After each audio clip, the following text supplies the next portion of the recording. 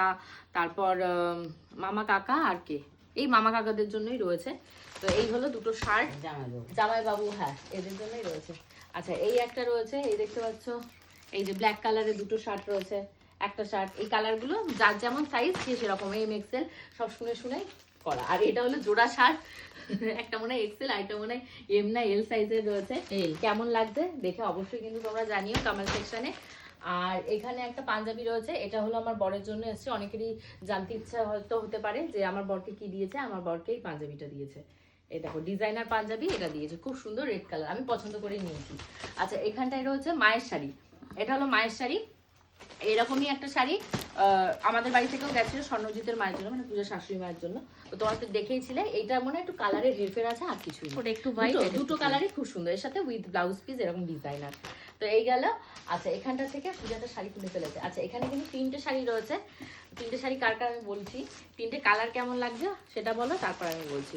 3টে কালার, এই একটা রয়েছে আমার ঠাকুমার জন্য, একটা রয়েছে আমার দিদিমার জন্য, আর একটা রয়েছে আমাদের মাসি দিদার জন্য। তো 3জন বয়স্ক মানুষ রয়েছে আমাদের বাড়ির, 3 মহিলার জন্য 3টে খুবই সুন্দর কালার, 3টে কালারই ভীষণ সুন্দর, যেই পরবে তাকেই মানাবে।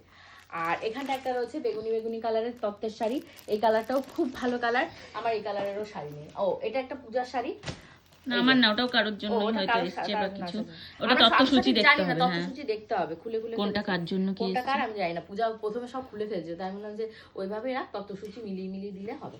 তো এই হলো শাড়ি, এই শাড়িটাও খুব সুন্দর, আমি খুললাম না, খুললে লাট হয়ে যেতে পারে, তো এইভাবেই দেখাচ্ছি। আচ্ছা এখানেও আরেকটা রয়েছে পিঙ্ক কালারের, এই দেখো শাড়ি, এই শাড়িটাও খুবই সুন্দর, ভীষণ সুন্দর, পিঙ্ক কালারের, পিঙ্ক শেডের ভেতর রয়েছে।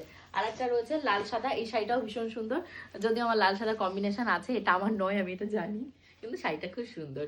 এই যে এটা রয়েছে। আর একটা এটা হলো লিটিল গোল্ডের জন্য এসেছিল, লিটিল গোল্ড ওটাকে কি বল, রিসেপশনের যে লেহেঙ্গাটা পরেছিল ওটাই পূজা শ্বশুরবাড়ি থেকে লিটিল গোল্ডকে দিয়েছিল এই জুতোটা সহ।